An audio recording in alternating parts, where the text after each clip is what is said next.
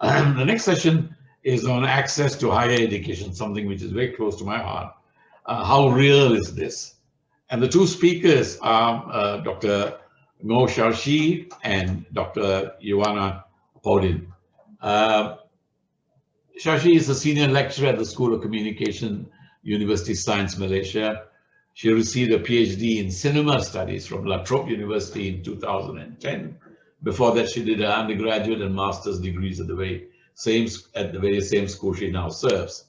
As a faculty member at the School of Communication, she has witnessed the ups and downs of the schools for the past 2 decades. She's currently an active member of GERAC, hoping to see some structural changes to the Malaysian public universities. Dr. Yuwana Podin holds a PhD in molecular microbiology and is currently a senior lecturer at University Malaysia, Sarawak. Yuwana has been active also in local NGO scene as well as an academic and activist. Of course, she's also a member of GERAC. So I'm going to ask Shashi to start first. And okay, thanks, Manan.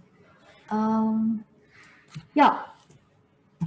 Well, listening to all of this discussion, which I'm like, at the same time trying to process all this information since this morning. And since this morning, Francis mentioned briefly that, the intellectual in the 80s were losing the plots and not prepared to respond to some, strong assertive politician to come in and took away autonomy of the academic professions in terms of governance structures as well as, the regulatory bodies. So I can relate, and then, later on we have discussion on commercialization and neoliberalism. And I can relate to that sense of losing the plot in the rise of the notion of, commercialization and also money-making process that in disguise under the language of autonomy of higher education, especially to the public university as we speak. Yeah, and what I'm afraid most is that some strong corporates, we used to see, strong politicians come in. Now the strong corporates are ready to come in and control some of the public university by so to speak, co-organize or co-offer the courses, co-teach the courses with the university. And where we are going with all this, like what Manan said, the encouragement of the commercialization and also the neoliberalist ideology is, it's happening, it's undergoing now. Yeah.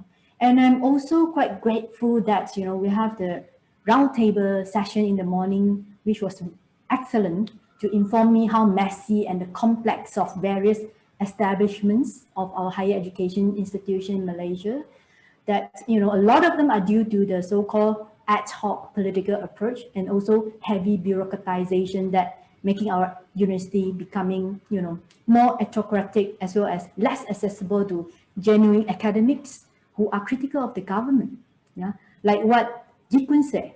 Yeah, she just given us a very timely lecture on how to actually check and balance or question the decision-making process at the, at all different levels of the university, which I didn't know. And I wish I knew it earlier. I should have kept all the letters so that, when I need to use them, I have them. Yeah. So, but anyway, in my presentation, so the focus will be narrowed down to my personal experiences as a faculty member at the School of Communication, USM, with the larger system at the faculty level. For the past decades, I have been witnessing what happened to the so-called culture of excellence through the systematic marginalization of some genuine academics in the school. So, sorry, just go back to my slide. Yeah. So, my task here is to actually provide insights into some of these everyday experiences that bordering between the so-called culture of excellence and culture of mediocrity, within the typical setting of a Malaysian public university. I'm sorry, I know we've been talking a lot about Malaysian public university, but that's, I need to draw from my experience, so I can't comment too much on the private. Yeah. So in a way, a further elaboration on what Munira has termed as regressive culture or the toxic environment among academics themselves. So, of course, I'm using participant observation, which, part of the qualitative methods of me to kind of gather my information and provide empirical evidence of how the culture of mediocrity is taking over the culture of excellence over a period of 20 to 30 years time, when I was a student and now I'm also become a faculty member. So like any qualitative research method in social sciences, what I'm about to share cannot be generalized to all, but they intend to illustrate just the core characteristic of academic corruption that underpin much of the discussion on the academic profession, as highlighted by all of us here throughout the whole day. So over the past decades, we have heard a lot about academic dishonesty, misconduct, fraud, and lack of integrity that are all related to the concept of academic corruption in the Malaysian public university system. What's more worrying is that this cultural rot is gaining stronger ground by systematically revitalizing itself, as discussed, by all of us here, as well as in the policy paper 5 especially. This culture of mediocre is pushing the traditional understanding of academic profession towards a path of deprofessionalization.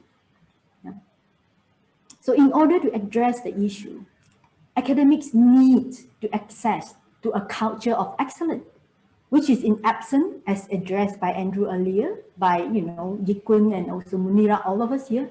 And my presentation intend to show and also argue how the existing academic structures, regimes, as well as systems that we built have systematically been manipulated to normalize a culture of mediocrity in the academic profession and invariably justify academic corruptions. In other words, my main argument is that the internal and external regulation and monitoring instruments, which are meant to strengthen accountability and inculcate a culture of excellence within our higher education institutions, are not functioning well. And instead, they constitute the very fundamental problems of our public university at the ground level. So for the lack of a better term, I would call this phenomenon the cultural rot in the Malaysian higher education system. There are two fundamental characteristics that I would like to highlight within an organizational culture that describe what I call cultural rot. First, normalization of self-serving mentality in teaching and research, which undermines the academic profession as well as academic integrity at the faculty's level. Second, the rise of unconscious self-righteousness that have been structured and empowered through the formalized system of monitoring and regulation, which also serve as the moral ground for the culture of mediocrity to take roots at the ground level. So I have seen firsthand the exponential growth as well, of all these self-serving and self-righteous attitudes at the faculty's level over the past 10 years. So what I would like to discuss or define what is self-serving attitude referred to is any kind of activities that is undertaken by academic staff in order to advance personal interest. Granted, self-serving attitude is also a form of intuitive responses to individual real needs in regards to personal development within academic profession. But the real issue here is not the question of individual. It is the culture of prioritizing personal interests against the interests of the student and society. Today, the faculty condition is one in which the faculty members are not willing to revisit, challenge, debate about the philosophy, or contentious issue regarding decent education for all, inclusive, equality, equitable education, based on guided moral principle as suggested by Muniras this morning. So instead, the main and sometimes the only guiding principle here is self-serving interest. Never mind the aspired academic role as guardian of civil liberty. For example, faculties today are more concerned with, how do we redesign our courses so that they are more marketable? How do we find different sources of income for the school, aka for ourselves? If I'm the one bringing all this project, I want to be rewarded financially and also my status and also, my title. If I write or do anything at all, I want my work to be included in my KPIs. It should be calculated. So as quite a number of all these fellow academics in this group have commented, academics are no longer guided by their conscience and moral obligation to uphold a fairer and equitable society, but rather for their personal KPIs to guarantee promotion in due course. So one of the motivations of all these self-serving academic is based on extrinsic rewards, such as, making sure that their personal interests will always be prioritized without balancing, the needs or intrinsic values of decent education for all. So this is what I would call the harmful self-serving attitude. Another typical example of harmful self-serving attitude is the culture of silence, as quite rightly, pointed out by Nikun. Yeah. In the face of academic misconduct, dishonesty, and fraud, we met with all these silences from our colleagues. One would expect the culture of academic excellence to immediately redress any wrongdoings based on principle of academic integrity. While cases of academic corruption were sporadically reported, the main issue here is that such self-serving attitude have been normalized in our everyday experiences at the faculty's level. A case in point is sleeping partners in research grant and also publication used to be frowned upon as unethical in the academic profession. However, today, we are seeing faculties insisting that this is normal for student publication to bear the name of supervisor's name as co-author, and some even shamelessly insist on being the main author of the student's work.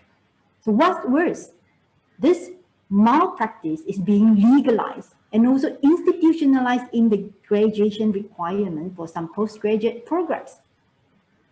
Now, besides, some professors would even offer their names to be included in the research grant application purportedly to help increase the junior researchers' chances of getting the grant. Again, this is a phenomenon. This phenomenon is systemic. So a great deal of energy has been directed to justify how important it is to have a so-called mentor-mentee relationships in order to meet the requirement of the MIRA, the MIRA through, the MQN, so on and so forth. Those who refuse to play along this kind of logic would invariably be punished by the system. So when confronted with this form of academic corruption, the majority of faculty members are absorbed into this culture of mediocrity and passively becoming part of the self-serving culture. They either resign themselves to the fact that there's nothing they can do, or acknowledge that they are not aware of all the corruption or mediocrity. Personally, I experienced that when I first joined USM 10 years ago as a teaching staff, and I was part of the system, part of the passively becoming the self-serving culture. Yeah? So when with the benefit of hindsight, I was lucky enough to have a few colleagues who are genuine academics to provide me another perspective to understand how the academic profession should be. Yeah? But they were in such a minority and marginalized position within the school, as well as the university configuration of power. These faculty members were also real-life examples to show how the system is rotten to the core, because these faculty members were also the ones who have been publishing, regardless whether the university would give them any KPI marks or not. These faculty members would write to address issue of inequality and power imbalance, regardless whether that would help them to secure any funds or not. These faculty members are the genuine academics by any standard, but the Malaysian higher education institution had denied them the equal opportunity for promotion and recognition within the university system again and again until they all retired now. So instead, I witnessed all this, and it really does have a very big impact on me as at the personal level. Yeah. So the current system is almost like a hotbed for multiplication of mediocre academics, in which self-serving attitude has become what I call the newly modified DNA of the university. Yeah. Today, you only hear voices of disagreement whenever the culture of self-serving is in action, whenever they are fighting for their own benefits. Yeah. So the understanding of all these harmful self-serving culture alone in our university, I feel is inadequate to, to kind of like grasp the seriousness of the problem facing Malaysian public university at the faculty level. For me, the most challenging part is actually the culture of harmful self-serving has evolved into a collective and systematic mechanism of self-righteousness that is strongly linked with the corrupted system of patronage in Malaysian public university. However, we seldom discuss about the process of how a self-serving academic, whether consciously or unconsciously, participate in this process itself. And it's, and this is also where we start seeing, the value of neoliberalism and commercialization collided together with all these, self-serving kind of like attitudes. Yeah, this is where the worries really lies. When you have 90% of your faculty members are only concerned about their own well-being as well as their financial status for the school. Yeah. So if a culture of self-serving helps to boost the confidence of the mediocre academic, it also promotes a false sense of self-righteousness and moral high ground that they deserve to be promoted and advance in their career. Consequently, this is where the ideology of neoliberalism and commercialization crushing into all the public university. And consequently, we also see that, whenever the government is setting up all these new system, so-called regulatory system and whatnot, you always have people with the right resume. And these are the people who've been manipulate the system for the past 20 years. And they support themselves as a credible candidates for whatever post they advertised by all these organizations or regulatory system and said, look, I'm the most qualified. Look at all my portfolio. Whereas the genuine academics has been marginalized over those years. And how do you go and find them? Even if you find them, they do not have the so-called beautiful portfolio that you want them to show you. So in this particular process, I would argue that, the internal and external regulation and monitoring instruments, which are meant to strengthen accountability, which are meant to inculcate a culture of excellence within our higher education institution, are no longer functioning. And the regulation system in itself is flawed. For example, performance appraiser, for example, KPI, RA, and so on, MIRAS, and so on and so forth. These are all, playing an instrumental role in sustaining the deterioration of our academic profession. So a case in point is that, the core business in the academic profession, namely research and publication. A typical self-righteous thinking would go like this. If the university desire a number of publications for ranking, then I shall be pursuing it by hook or by crook. Never mind the quality of my publication, never mind the real impacts of my publication to the society at large, never mind the fact that these publications are funded by the taxpayer hard-earned monies.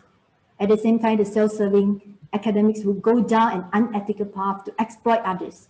In order to justify self-serving goals, some academics even reason that they are doing it to bring benefits to the university and hence internalizing the self-righteousness, what I call the self-righteousness mentality. So it is not, sorry. A bit, please. I'm sorry. Is my time is up? Yes. Okay. So I'll give you 2 more minutes to wind up. Sure. Can I just very quickly go to my last slide? Yeah. Cultural rot is therefore a critique not simply of the behavior of individual wrongdoing, but of how the existing system within the establishment of higher education system, with the help of legal framework and technological monitoring, encourage and reward such behavior. So what I have attempted to do here is not only to show how corrupt academics can still thrive, particularly in the past 10 years within the so-called scientifically objective and professional regulatory and monitoring system, but also to make a point about the reinvention of this mechanism in sustaining the culture of mediocrity. And there's a big gap between the aspiration to reform this institution and also the reality on the ground. So the impulse to change authority like the powers that be or the big corporates and to create alternatives to solve educational issue as well as societal issue at large has rapidly disappeared in the rise of the culture of mediocrity. That's all from me. Thank you very much. Thank you very much. I thought a very bold analysis, and you gave some very interesting conceptual handles to the problems that we're facing in universities. Thank you very much. We'll take questions later. I will now invite Yuwana to the mic. And Yuwana, are you ready to start? Yes, thank you, Mr. Menon. I would like to share my slide, please. Thank you so much, Mr. Menon, for the early introduction, and good afternoon, everyone. So, so my presentation will be on also access to higher education, how real it is.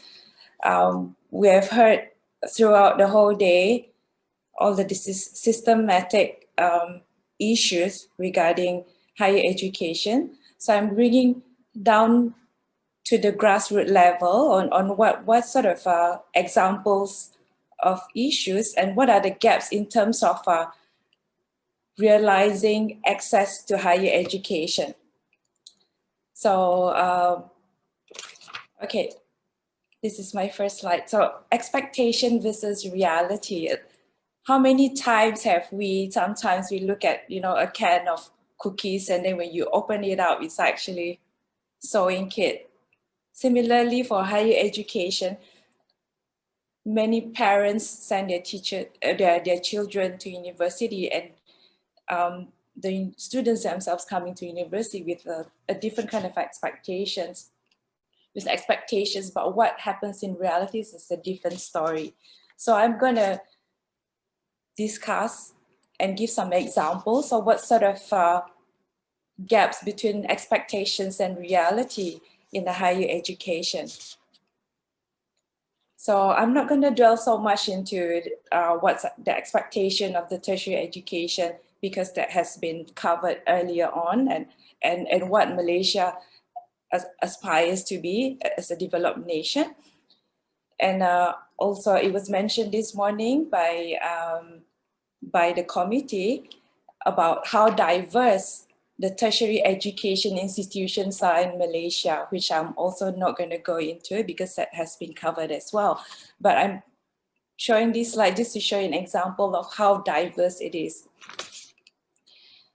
And so quality of education, as we have been hearing since this morning, and what are the elements that we hope to have in terms of having quality higher education in public as well as private universities. We have heard about that this morning and also this afternoon.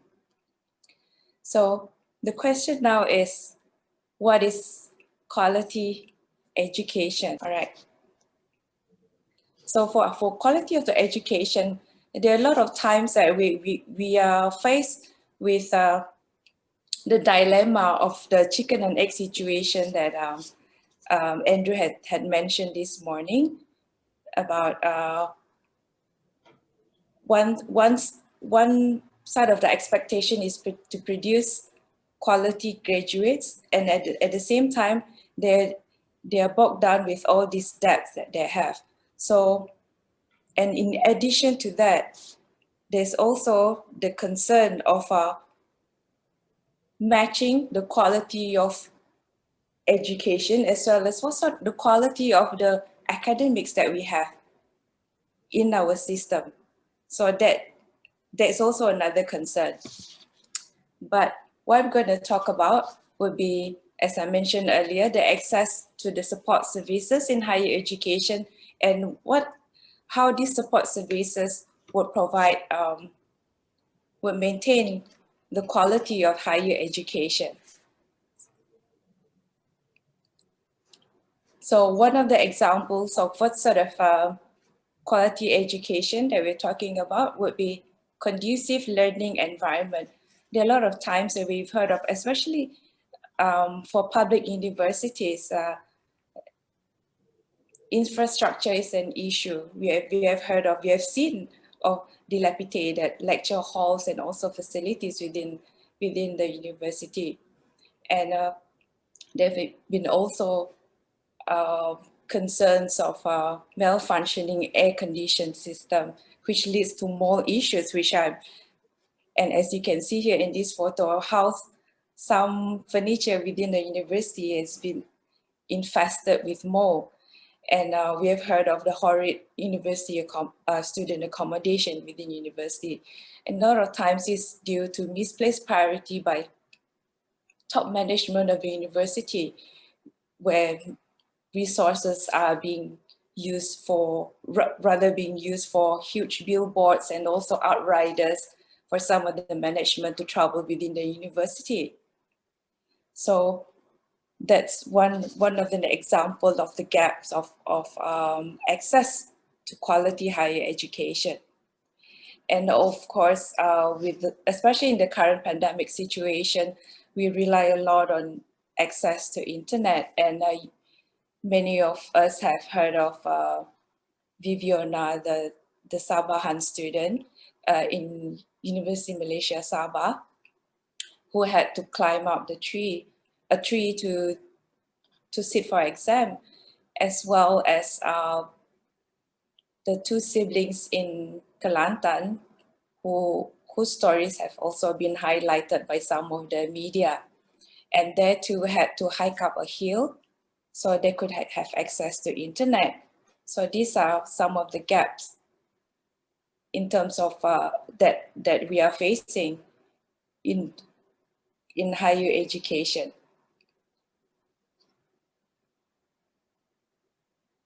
And of course,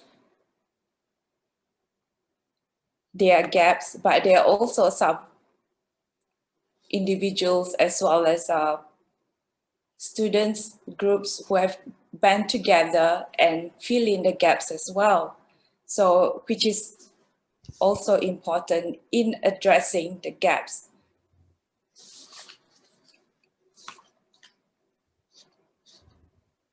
And of course, again, it's during this pandemic that we have, it kind of highlights a lot of issues that most of the time had been either abandoned or just have not, people have not been paying much attention to. And one of the elements that's important in higher education is support to mental health. And there have been studies to show that mental health, the lockdown as well as the pandemic has actually affected mental health in many individuals, not only in students and in lecturers, as well as in many other people, individuals. And access to mental health support is a very important element, which a lot of time is a taboo subject, and many people are just either too shy to come out to seek support or to seek treatment. And in many, based on my observation in some of the departments and also in some of the universities, that we are lacking of qualified counselors who are able to provide help to staff as well as students who are in need of such support. And many of the staff or students usually are experiencing mental health issues due to sometimes workload or unmanageable workload or other issues that they're just too shy to discuss. And it is important that to have such support within the university.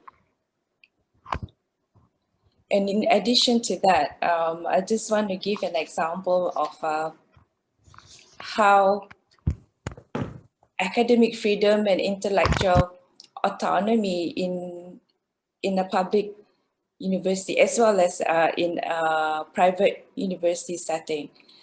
I would like just to share an incident within a public university where an academic has invited Zuna. I'm sure many of you know who Zuna is. He's a cartoonist who's very controversial. And an academic has invited Zuna to give a seminar for a class in the name of providing quality education and to promote critical thinking.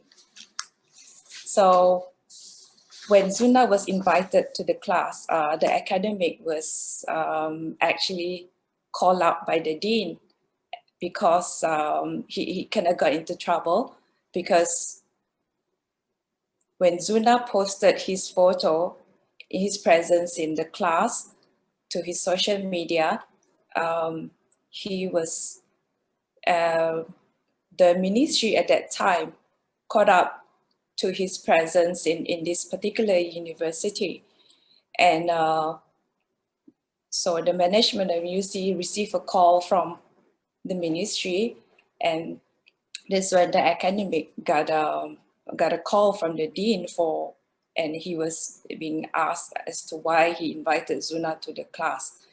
And then another example was an academic invited Azmi Sharom. At that time, Azmi Sharom, he was still a law lecturer in UM, and he was at that time still involved in the seditious case that was eventually, he was later acquitted for the case.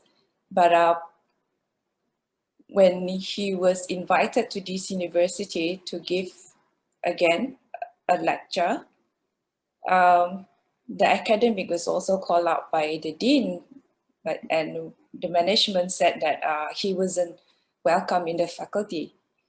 And of course, there's also the examples. I'm sure some of you have experienced that, the heavy presence of special branch in a lot of events and activities within the university, and how the Hal Ehwal Pelajar or the student affairs are also monitoring the university events and activities within campus. So I just want to, all these are all examples of how there's lack of access, lack of academic freedom, and how there's a lack of intellectual autonomy within campus.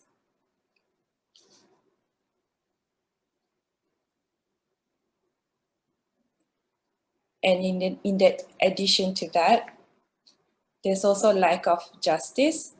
And of course, this could be addressed with ombudsman that was discussed earlier on in the day. But many of the academic staff, as well as students and also non-academic staff, are just too afraid to speak up because they're afraid of being, there's this fear of being discriminated or being penalized under Acta 605 or even AUKU, and especially Acta 605 for public universities. And that is why academic staff associations play a role in providing support to academic staff who are speaking up against any sort of irregularity practices within campus and also academic misconducts. And that is why it is important for academic members to know our staff. As Yikun mentioned earlier, we need to know our rights. We need to learn the law, at least as to how we can protect ourselves.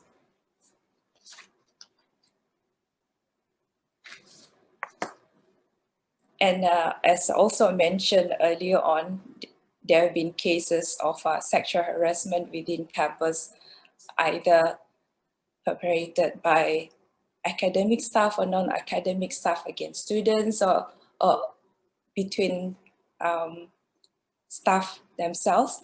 And many of the campuses or universities, they do have code of conduct to address sexual harassment cases, but oftentimes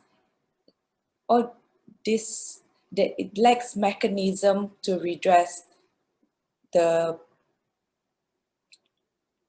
issues, and also many times there's lack of independent investigation on some of the cases. And such cases should and need to be handled promptly and impartially, especially when involving students and lecturers. And we have, and I've observed some of the cases where the students had to retract the report because the whole investigation process was too long, that they will still had to attend classes that are with the lecturers who were allegedly the perpetrators. So that actually is affecting their mental health as well. I shared here the case that was recently published in a few newspapers that occurred in US. This US actually took a really great initiative by sacking the professor instead of waiting for the law to take effect. The university actually took really firm action on this, and it is important for universities to also take a firm action on this.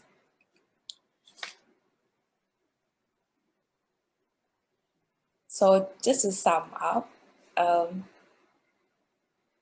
while higher education the importance of higher education has been highlighted earlier on by all the previous speakers.